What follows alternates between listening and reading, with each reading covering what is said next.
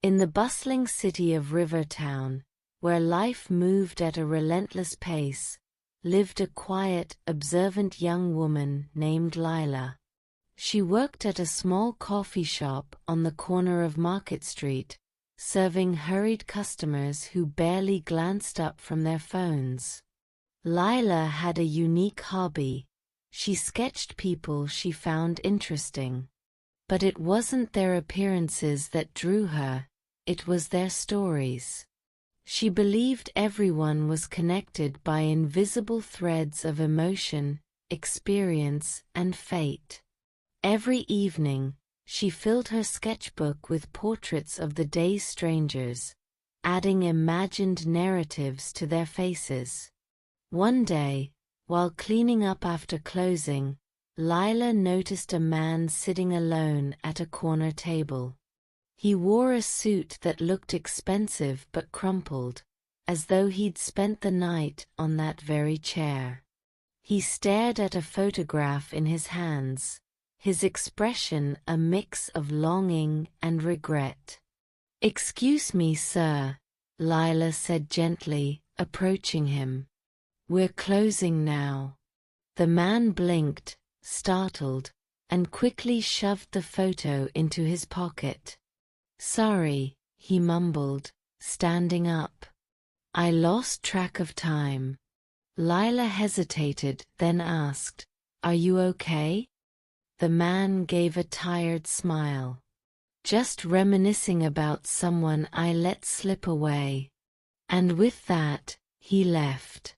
That night, as Lila sketched his face in her journal, she couldn't stop thinking about his words. Someone I let slip away.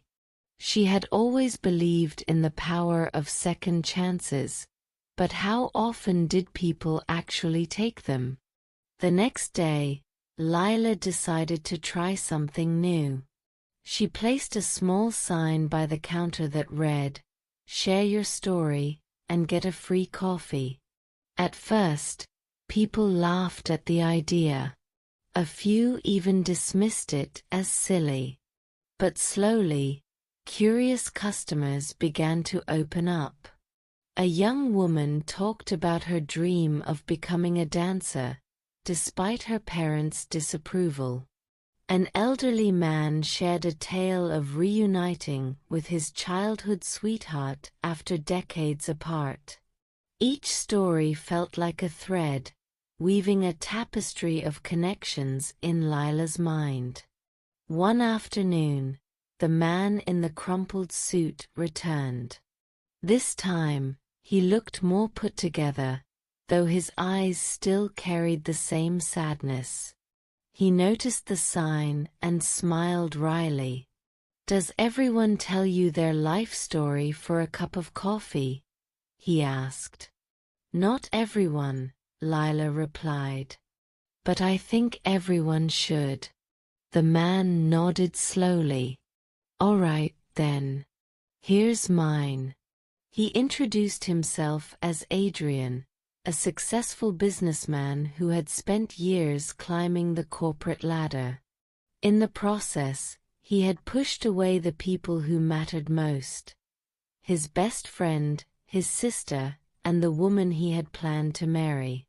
"I always told myself I'd fix things later," Adrian admitted. "But now I'm not sure if later will ever come." Lila listened carefully, then said, "It's never too late to reconnect. Sometimes, the people we love are just waiting for us to make the first move." Adrian seemed unconvinced, but thanked her for the coffee. Over the following weeks, Adrian became a regular at the coffee shop. Each time, he seemed a little lighter, a little more hopeful. One day, he brought a small notebook with him.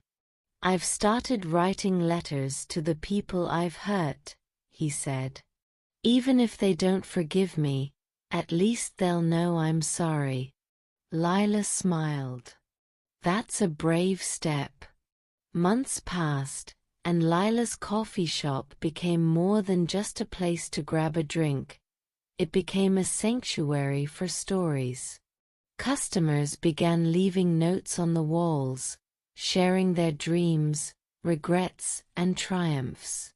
The shop's walls were soon covered with hundreds of colorful scraps of paper, each one a thread in the tapestry of human connection. One day, Adrian walked in with a woman by his side. She was elegant and kind-eyed, and the way she looked at Adrian spoke of deep forgiveness. "This is Emma," Adrian said, his voice filled with emotion. "The woman I thought I'd lost forever." Emma laughed softly. "He didn't lose me, he just needed to find himself first." Lila watched them leave, hand in hand, and felt a warmth in her chest. She realized that her small sign, "Share Your Story," had created a ripple effect, helping people mend their broken threads. That evening, as she sketched the two of them in her journal, she added a new line beneath their picture. "Sometimes, the invisible threads of our lives just need a little tug to bring us closer." Let's learn some words from the story. Relentless. Meaning, continuing without stopping or giving up, persistent. Example: the traffic in Rivertown was relentless, making it difficult for anyone to get to work on time. Pensive. Meaning, engaged in deep thought, reflective or contemplative. Example: Adrian looked pensive as he stared at the photograph, lost in memories of the past. Sanctuary. Meaning, a safe place or a place of comfort and peace. Example: the coffee shop felt like a sanctuary for those who needed to share their stories and find comfort. Vulnerable. Meaning, open to emotional harm or being easily hurt. Example: writing those letters made Adrian feel vulnerable, but it was a step toward healing. Wry. Meaning, using or expressing dry, especially mocking, humor, showing irony. Example: Adrian gave a wry smile as he shared his struggles with Lila.